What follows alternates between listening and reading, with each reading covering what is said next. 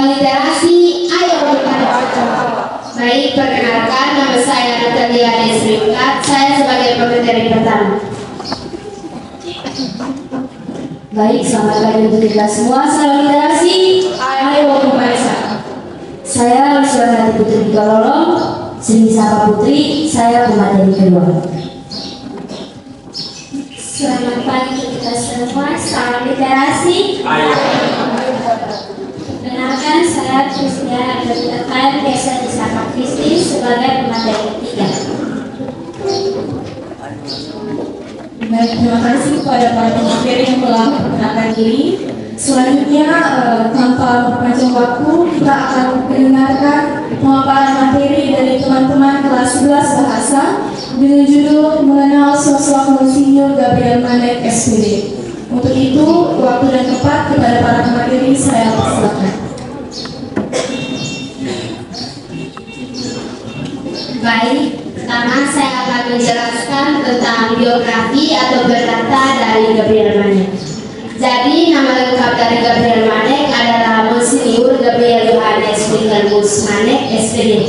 Dia juga memiliki nama Tionghoa atau Tiongkok, yaitu Lai Zhongxi. Ia lahir di Lahurus pada tanggal 8 Agustus 1913 di Lahurus, Atambua. Orang tuanya merupakan pasangan Tionghoa. Ayahnya bernama Yohanes Levi atau Levi Piansiu dan ibunya bernama Liu Kibun. Ayahnya berada di Tionghoa, sedangkan ibunya meninggal ketika ia masih kecil. Dari situ ia diadopsi oleh seorang ibu yang bernama Maria Berak dan juga suaminya bernama Don Caetanus da Costa. Jadi ayah angkatnya ini merupakan raja kerajaan Tasiveto yang berbasis atau berdomisili di bagian utara Belu. Yang berikut adalah riwayat pendidikan dari Monsinyur Gabriel Manek. Jadi pendidikan dasarnya yaitu di Moral School di Halyuli, itu pada tahun 1920, dan dilanjutkan di Standard School di Danu, dan kemudian di Stakel School Dau de Flores. Yang berikut ia melanjutkan pendidikannya di Seminari Sika pada tahun 1927. Kemudian dia pindah ke Seminari Toda Belu di Mataloco, Flores pada tahun 1928. Kemudian dia melanjutkan pendidikannya setelah dari seminari dia masuk di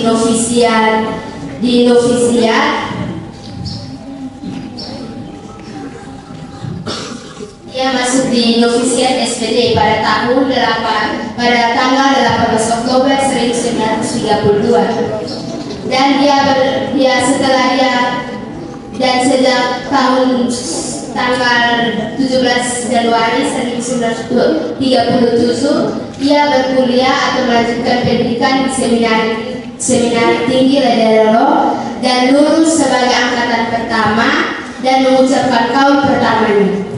Pada 15 Agustus 1940 ia mengucapkan kaul kekalnya sebagai anggota SPD di Seminari Tinggi SPD.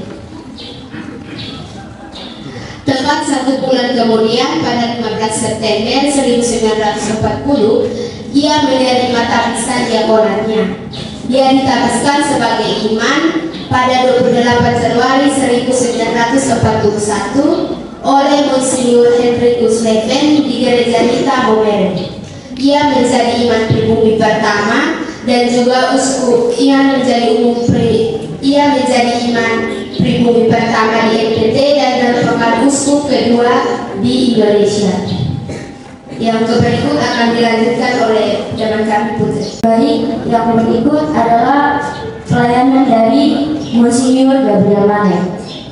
Jadi Monsinyur Gabriel Manek ini adalah imam muda dan dia itu bekerja sebagai pastor pembantu di paroki Mitra Flores.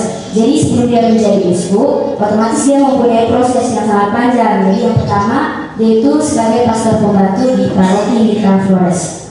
Kemudian yang kedua, dari Flores dia dipindahkan ke Timor atau tempat asalnya, yaitu di Lahurus. Dan dia itu terlibat dalam dunia politik. Tapi sebelum dia terlibat itu, dia sudah diberikan izin dari gereja. Kemudian Gabriel Manek juga saat bertugas dia sebagai anggota pemerintahan Republik Indonesia Serikat yang berkedudukan di Eva Menani.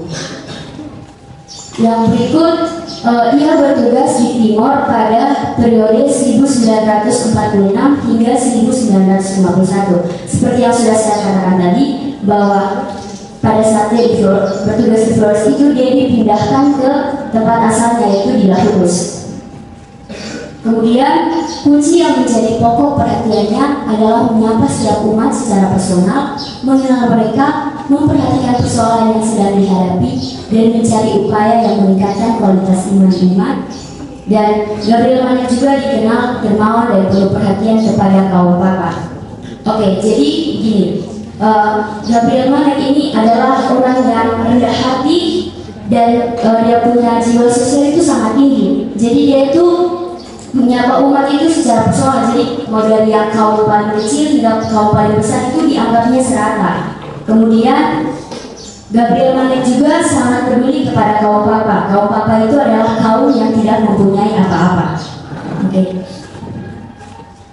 Yang berikut, setelah Gabriel Manek ditabiskan sebagai imam, Pastor Gabriel Manek ditugaskan melayani 72.000 umat Katolik dari Flores Timur hingga Alor. Jadi setelah dia ditabiskan menjadi imam, Gabriel Manek ini dia mempunyai tugas, yaitu melayani 72.000 umat dari Flores Timur hingga ke Alor. Kemudian Gabriel Manek juga, jadi dia dulu kan tidak ada kendaraan begitu seperti kita sekarang, motor, mobil. Jadi Gabriel Manek itu kalau dia pergi melayani itu, dia berjalan kaki, menunggang kuda, maupun atau kalau misalnya langgar pulau, dia akan memakai perahu kecil.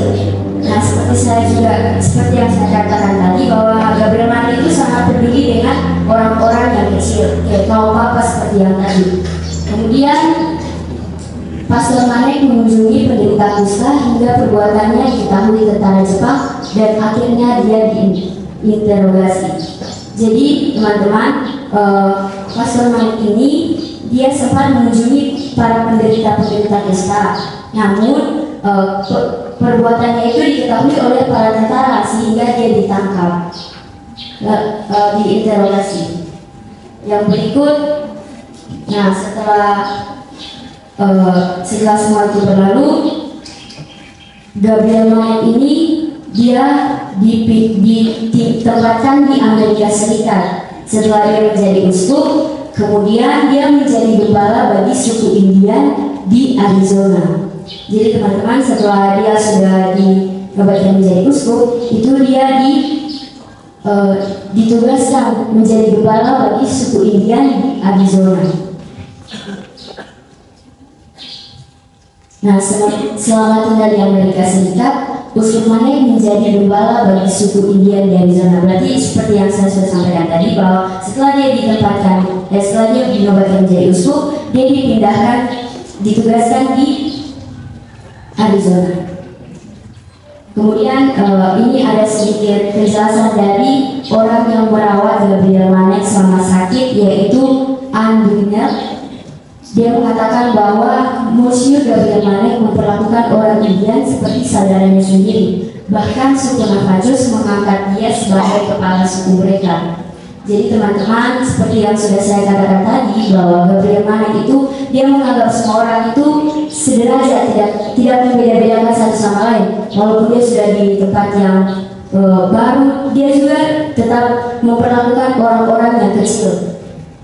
Oke, yang berikut, perjalanan sebagai uskup. Nah, materi berikut akan dibawakan oleh teman saya, Christine. Yang berikut perjalanan sebagai uskup. Pada tanggal 8 Maret 1951 bersama dengan pendirian Vikariat Apostolik Larantuka. Dia ditunjuk sebagai Vikaris Apostolik Larantuka dengan gelar uskup tituler Alinda. Ia ditabiskan sebagai uskup pada 25 April 1951 oleh penabis utama Monsignor Hendrikus Leven. Vikaris Apostolik Emeritus Kepulauan Sunda Kecil digelar uskup tituler Arka di Armenia. Pada 1954 Manik mengadakan upacara penyerahan keuskupan Larantuka kepada Hati Maria yang tak tergoda. Pada 15 Agustus 1958 ia mendirikan Tarekat Putri Reina Rosari atau PRR bersama dengan Suster Anfrida SSTS. Pada 4 Juli 1959 bersama dengan Isabella Diaz Gonzalez, Manik menjajaki kemungkinan berdirinya Rumah Sakit Pusat Leboleba di Lembata, Nusa Tenggara Timur.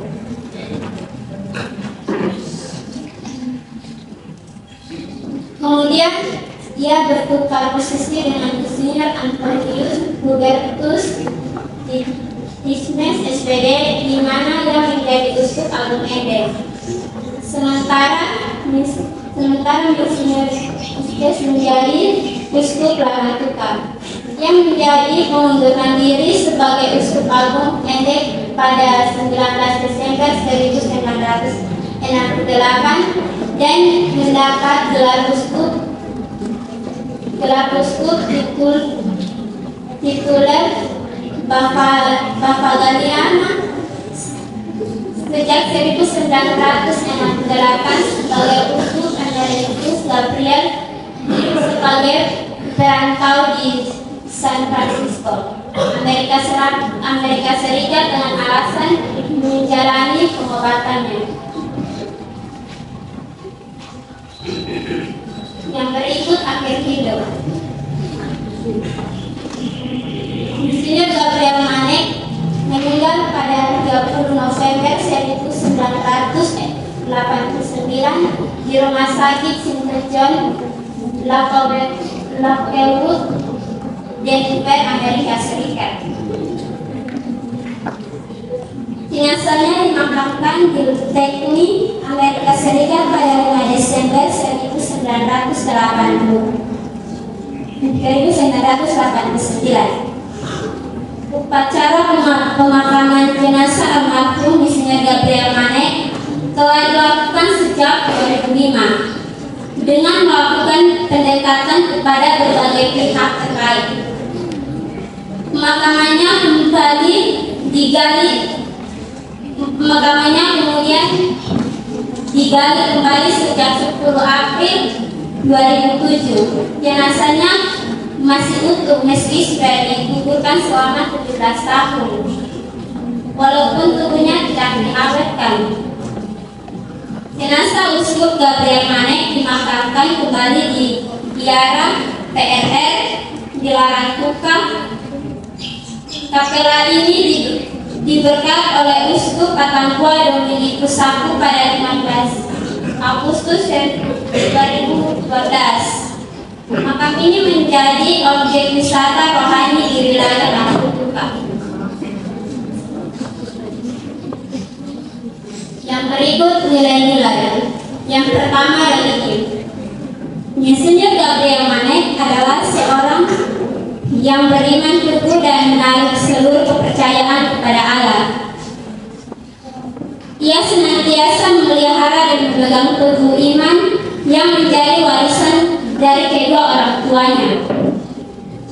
Sejak kecil ia telah bertumbuh dan berkembang dalam keluarga yang saleh dan kuat dalam beriman akan Allah dan berdevosi kepada agama Dia.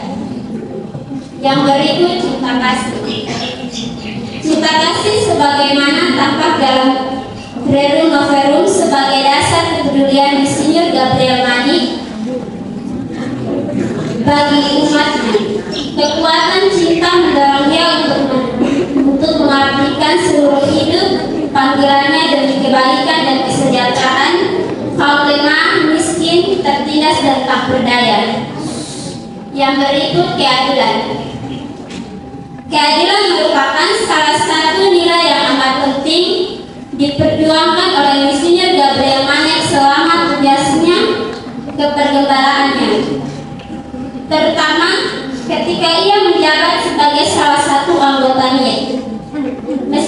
Meskipun ada banyak kesibukan tugas yang berat dalam pendampingan umatnya, ia masih meluangkan waktunya untuk terlibat dalam kehidupan politik, menjadi anggota Parlemen Negara Indonesia bagian Timur. Yang berikut, kebenaran. Kebenaran adalah dambaan semua orang, terutama dalam menghadapi berbagai persoalan atau masalah hidup. Yang berikut, kerendahan hati. Suatu sikap yang paling pokok dalam praktek hidup sosial kemanusiaan. Sikap rendah hati adalah perpaduan antara sikap hati yang mau menempatkan semua orang lebih dari diriku, sekaligus disertai dengan tindakan tangan yang melayani dan ringan dan tulus. Yang berikut, persaudaraan.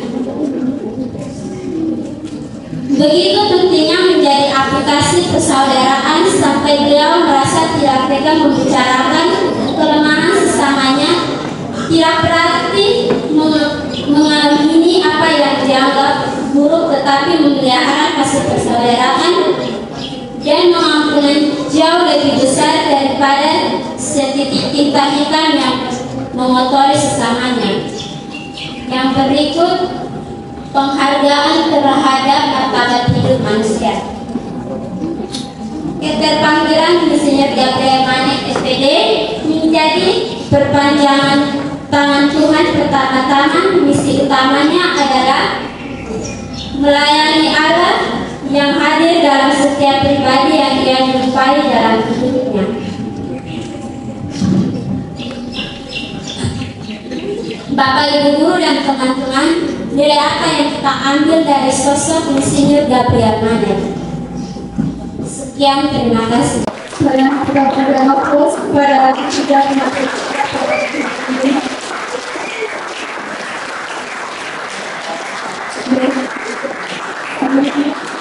Saya membuka sesi tanya jawab. Saya memberikan kesempatan kepada 3 orang penanya. Bagi teman-teman yang ingin memberikan pertanyaan, saya persilakan. Baik, terima kasih atas kesempatan yang diberikan. Di sini saya ingin memberikan pertanyaan. Jadi seperti yang teman-teman pembawa materi sudah bilang, bahwa beliau ini sangat suka berpelayanan, bahkan sampai berjalan kaki, bernaik kuda, bahkan seberang laut melalui perahu yang kecil. Nah, di sini saya ingin tahu kira-kira coba teman pembawa materi berikan salah satu contoh pelayanan yang dilakukan oleh beliau, dan itu di mana dan apa yang beliau lakukan. Terima kasih atas berikan kepada saya. Di sini saya mau bertanya, apa yang menyebabkan sehingga Insinyur Gabriel Manik itu meninggal dunia? Sekian dan terima kasih.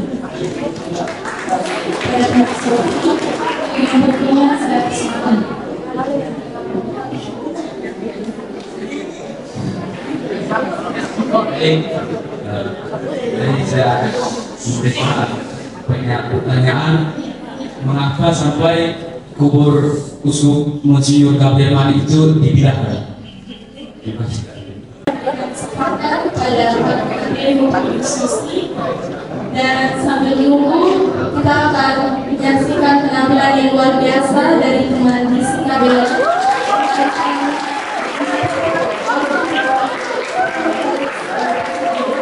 dan Yesus menjawab dengan selamat menyaksikan.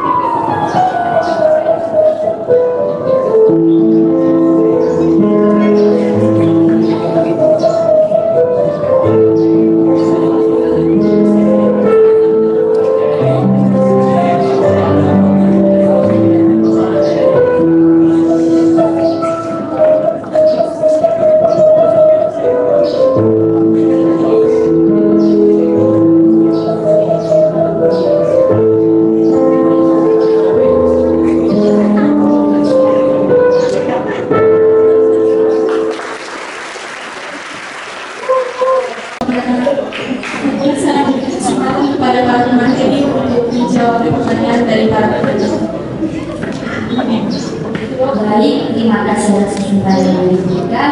Terima kasih juga untuk teman Sophie dan Edukasi Space yang telah memberikan pertanyaan kepada kami.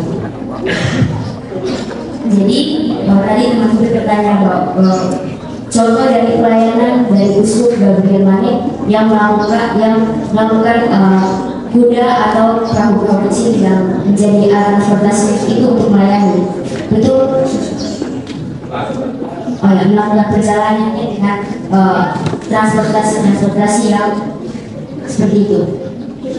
Contoh pelayanannya siapa? Ya, jadi contoh pelayanannya itu dia pada saat dia ke Amerika Serikat itu dia melakukan pengobatan. Setelah dia melakukan pengobatan itu dia melayani umat-umatnya di situ. Nah, pada saat dia melayani di situ itu dia melayani dengan menyembuhkan orang-orang sakit, dan itu dia menggunakan transportasi kuda. Sekian, terima kasih. Apakah bisa diterima? Terima kasih.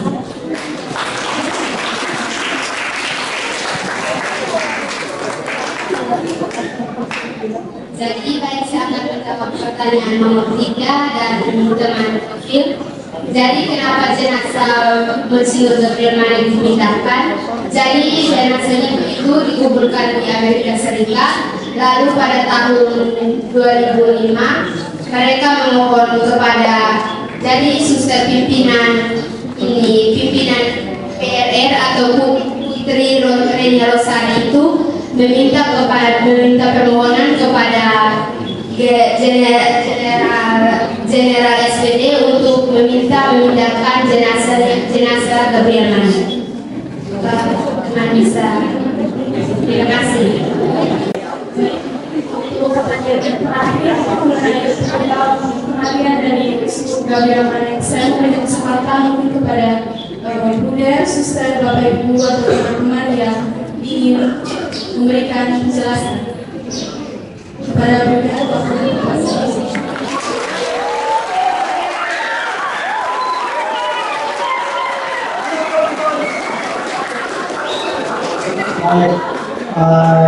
Yang pertama,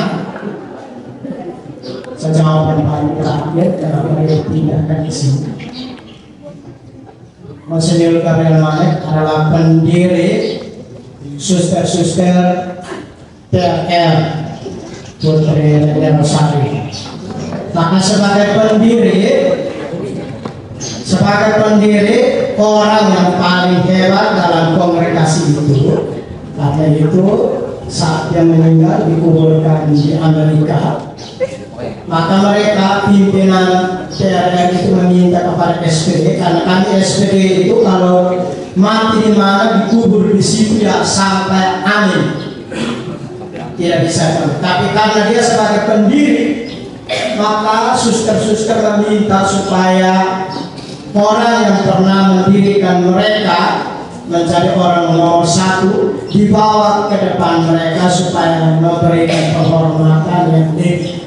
Ya, jadi itu poinnya di situ, bukan soal apa-apanya, tetapi bahwa orang itu menjadi orang nomor 1 di PRR, maka sebaiknya dibawa ke sini, ya, dibawa ke rumah induk, ya, rumah induk, supaya para suster dari tahap ke tahap itu tahu bahwa ini orang ini yang mendirikan. Ya. Itu yang pertama untuk Gabriel Manek kenapa dia dibawa ke sini. Yang pertanyaan yang kedua kasih dulu. Ya, ya, memang kematian itu mungkin sakit, umur tua. Pak Uskup selama tugasnya di sana itu ya artinya sampai pada yang mengalami penderitaan lalu meninggal. Yang berikut tadi ada pertanyaan tentang kenapa ya kalau zaman sekarang kita kemana-mana turni atau pergi patroli kita menggunakan banyak kendaraan yang sangat mudah. Pada zaman Monsinyur Gabriel Manek ya, sebagai pastor yang tadi dikatakan dalam pemaparan itu dia melayani dari Flores Timur ke berbagai tempat pulau ya. Tidak ada kendaraan lain kecuali zaman itu yang paling tenar kuda. Karena itu sarana apa yang dipakai itu penting untuk pergi melayani umat ya, sebagai imam pergi melayani umat itu pertama-tama melayani Kristi untuk umat di mana ya hari-hari berminggu-minggu tidak dapat mendapat pelayanan. Kalau lewat laut ya otomatis dia mungkin jalan di atas air seperti Yesus perahu supaya bisa menjangkau umat. Prinsipnya jalan mereka itu umat mendapat pelayanan dengan cara apa bahwa umat mengharapkan kehadiran imam di tengah umat. Karena itu mereka sebagai imam, bahkan sampai kepada uskup, semua dilakukan untuk melayani umat dengan baik. Kalau dibandingkan dengan zaman sekarang, satu catatan koreksi kecil kita. Kalau mereka dulu berjuang macam itu, kalau kita sekarang anak-anak sekalian atau ke sekolah dengan motor lain-lain, tapi masih terlambat. Hal kecil, mungkin kita balik dari itu. Oke, saya kalau tadi mereka sebutkan tentang Gabriel Manet, dia meninggal di saat saya baru pakai jubah 3 bulan. Jadi kami terima jubah 5 Agustus, lalu November dia meninggal. Dan kami nyanyi untuk sebagai novice, waktu itu novice artinya baru masuk. Kami nyanyikan lagu Haleluya Handel itu, kami latih dalam suara masing-masing.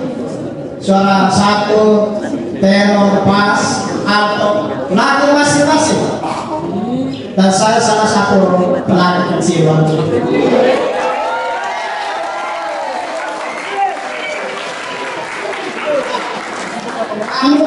Waktu yang kali novice, kalau dipercayakan, engkau mau tahu atau tidak harus. Ya, waktu itu memang saya anak SPG sehingga masih ada bibit-bibitnya masih ada. Jadi mau tidak mau lagi. Jadi kami latih lagu Haleluya Handel itu dalam waktu setengah jam. Setiap kelompok kami setengah jam. Begitu selesai lagi kami kumpul dan nyanyi setengah jam. Gabung semua peralatan dan nyanyi setengah jam.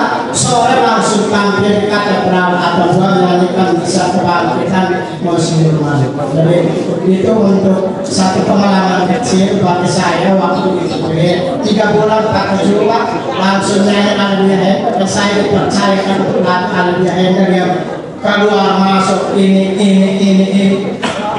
Tidak mudah. Baru nyanyi pakai bahasa Latin.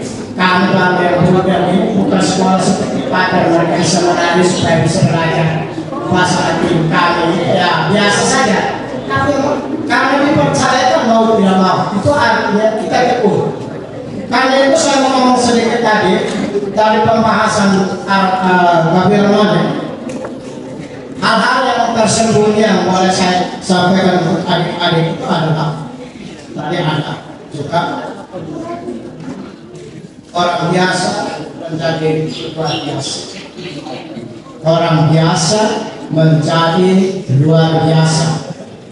Kita sudah bahas berbagai tokoh dalam literasi kita sudah berulang-ulang, baik di sini atau di depan kelas. Kita bahas berbagai tokoh. Mungkin semua tokoh itu ada ini kalimat yang ini. Orang biasa menjadi luar biasa. Bahkan sampai kita mengatakan ada pribadi-pribadi yang sering pengalaman sini langsung biasa-biasa, tetapi terakhir mereka luar biasa. Mungkin ini untuk anak-anak sekalian yang mau belajar, termasuk Monsinyur Gabriel Manet datang dari kampung Lahurus, keluarga sederhana, ya. Keluarga sederhana orang Cina yang ada di NTT yang dia banyak untuk zaman yang sekarang. Kalau anak-anak sekalian dia ketok besar, tetapi juga ada keluarga yang sederhana sekali, bahkan menjadi turunan Cina dari kampungan, ya, termasuk Gabriel Manet sederhana tinggal di Lahurus, di kampung di kaki gunung Lakaan. Kampung sekarang baru Lahurus mulai dengan perkembangan sudah mulai. Karena itu SPD juga datang pertama-tama di Lahurus. SPD datang pertama-tama di Lahurus. Karena orang itu, ya, Gabriel Manet orang pertama orang NTT dari Lahurus, kampung Lahurus. Dan itu bisa masuk SPD datang pertama-tama di Lahurus sebagai tempat. Itu poin yang saya pertama, orang biasa menjadi luar biasa. Mungkin ini untuk anak-anak sekalian. Kita semua yang hadir di sini bukanlah anak-anak yang luar biasa, tapi anak-anak yang biasa-biasa. Tetapi kalau kebiasaan yang sederhana ini, kalau kita punya kata guna, maka punya apa yang mau kita punya atau menjadi cita-cita. Beberapa kali kalau di kelas saya merasa kebakar, menjadi apa besok? Kita tahu menjadi apa. Saya suruh tanya beberapa, cita-cita mau jadi apa? Dia tidak tahu. Ini kalau anak ini apa? Anak-anak sekolah itu begitu saja, tidak punya cita-cita. Karena rumahnya, saya yakin bahwa sebagai orang yang mencari uskup, mungkin untuk mencari uskup itu kedua, tapi mencari iman itu sudah pasti. Lalu yang untuk itu, poin yang harus diperhatikan, melihat riwayat hidup. Salah satu tadi ditulis sebagian pertama yang Kristen bahwa tadi itu adalah religi. Artinya apa? Hidup rohaninya bagus, spiritualnya bagus, hidup rohani bagus. Karena hidup rohani itu kekuatan yang paling dalam yang bisa menggerakkan orang untuk apa saja. Kalau doa tidak betul, pergi bisa saja tidak. Anak-anak hari Minggu bukan pergi ke gereja dulu, tapi dia angkat motor ke pantai sampai di sana. Ini bukan mantap. Rohani mau tinggi memang. Tidak digerakkan dari larang. Dan yang terakhir dari saya, tentu kalau orang-orang yang kita pernah bahas, termasuk Gabriel Manek hari ini, dia pasti punya karakter yang baik. Karakter yang baik mencari kekuatan dasar untuk kita. Kekuatan. Tadi saya perhatikan ketika tiga teman ini membawakan data yang ada di layar, di belakang tidak ada perhatian lengkap. Jadi hadir seadanya, tetapi tidak mengikuti secara penuh apa yang disajikan. Nah, ini salah satu menurut saya kekurangan. Mau belajar apa? Kalau sekarang saya sendiri tanya, semua literasi yang pernah dibuat di situ, apakah siapa yang menyimpan kenangan-kenangan dari literasi? Atau bahkan orang-orang yang tampil di depan sini, ngomong tentang mereka punya hidup, apa yang mereka buat? Apakah menyimpan sesuatu di hati anak-anak dan diingat sampai titik ini? Ini pertanyaan saya sehingga kita mengikuti satu literasi yang disajikan pada teman-teman, tetapi setelah itu paling kurang satu nilai yang kita bawa pulang, satu poin yang kita bawa pulang. Baik, ini dari saya. Kalimat utama tadi, orang biasa menjadi luar biasa karena dari kampung yang sederhana, keluarga yang sederhana, punya kata guna itu dijiwai oleh hidup rohani yang bagus, spiritual yang baik. Spiritual yang baik melahirkan karakter yang baik. Karakter yang baik akan dipercaya dengan